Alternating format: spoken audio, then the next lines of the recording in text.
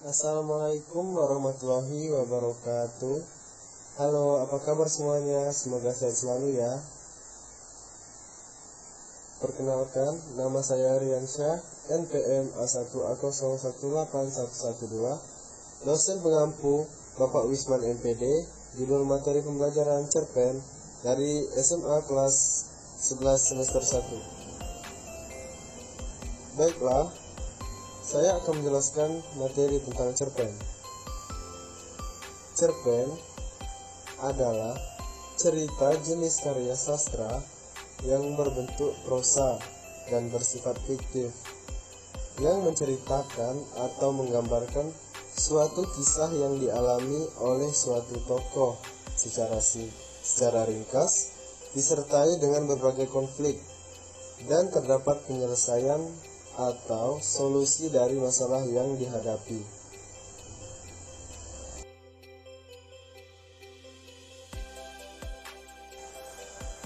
Menurut Kamus Besar Bahasa Indonesia sendiri, cerpen merupakan sebuah tulisan mengenai kisah yang pendek yang isinya tidak melebihi dari 10.000 kata yang berisi mengenai seorang tokoh.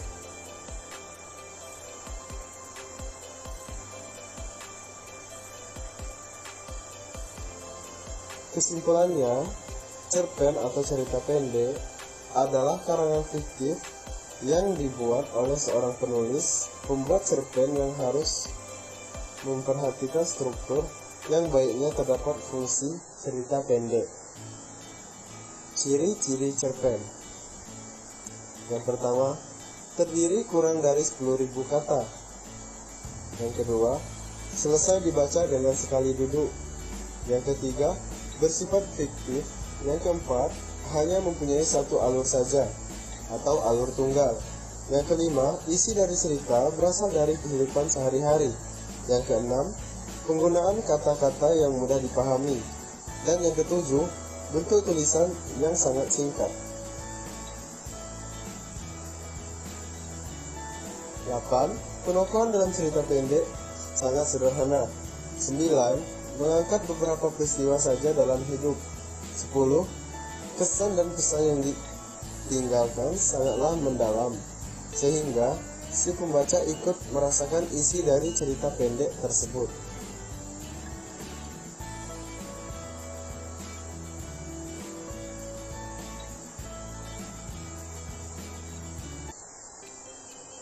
Struktur cerpen. Yang pertama, abstrak adalah gambaran awal dari cerita yang akan diceritakan. 2. Orientasi berhubungan dengan waktu, suasana, dan tempat di dalam cerita pendek tersebut. Yang ketiga, komplikasi urutan kejadian yang dihubungkan secara sebab dan akibat. Karakter dan watak tokoh biasanya terlihat di struktur ini. 4.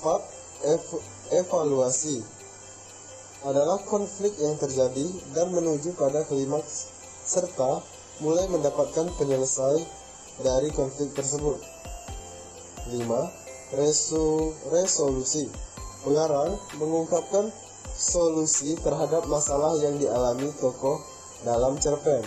Yang keenam, koda adalah nilai atau pelajaran yang bisa didapat dari teks cerita pendek oleh pembaca. Unsur dalam cerpen ada dua, yaitu yang pertama unsur intrinsik dan yang kedua adalah unsur ekstrinsik. Baiklah, kita akan membahas unsur intrinsik yang terdiri atas yang pertama adalah tema.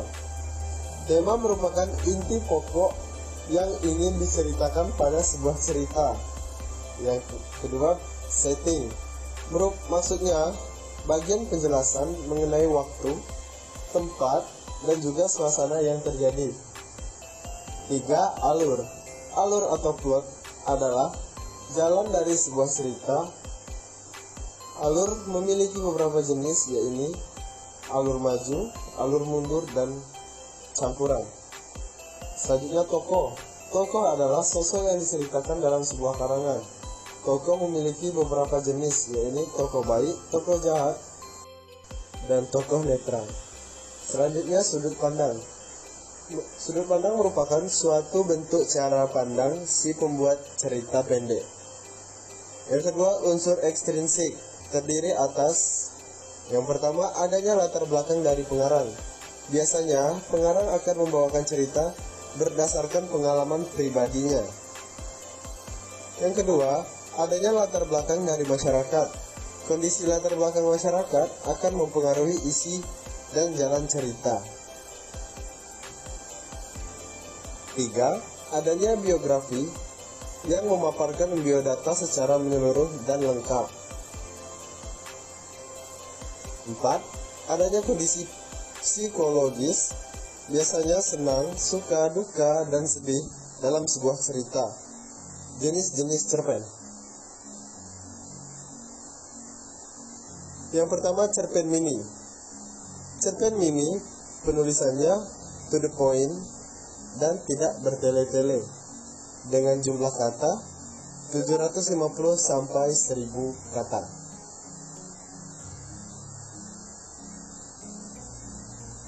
Yang kedua, cerpen ideal. Sesuai dengan namanya, cerpen ini adalah cerpen yang ideal. Cerpen ini memiliki gaya bahasa dan isi yang mudah dipahami, dengan jumlah kata 3000 sampai 4000 kata. Ketiga, cerpen panjang. Cerpen panjang ini dibatasi tidak boleh lebih dari 10.000 kata.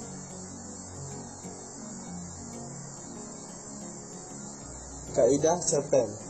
Yang pertama, memakai atau menggunakan kalimat langsung dan tidak langsung di dalam penulisan percakapan.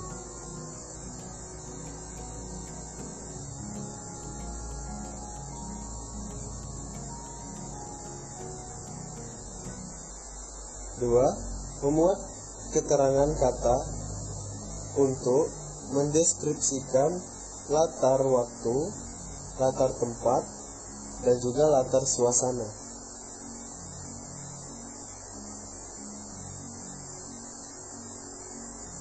Tiga, biasanya menggunakan gaya bahasa yang bersifat konotasi.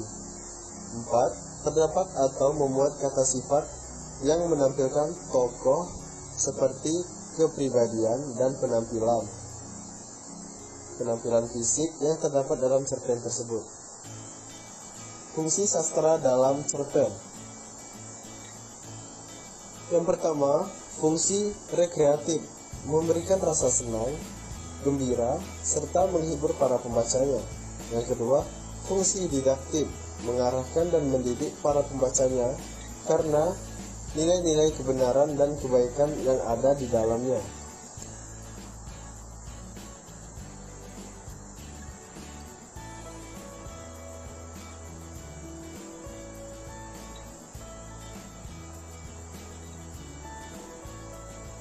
Tiga, fungsi estetis, memberikan keindahan bagi para pembacanya.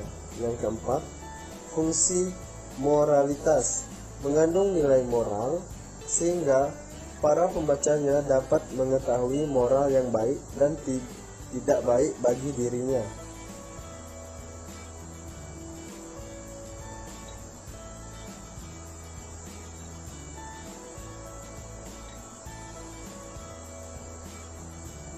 Lima, fungsi religiositas, mengandung ajaran agama yang dapat dijadikan teladan bagi para pembacanya.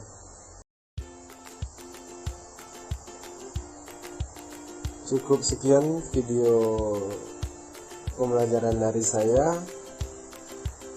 Mungkin masih terdapat banyak kekurangan, namun saya juga manusia biasa yang tak luput dari salah. Saya akhiri, wassalamualaikum warahmatullahi wabarakatuh.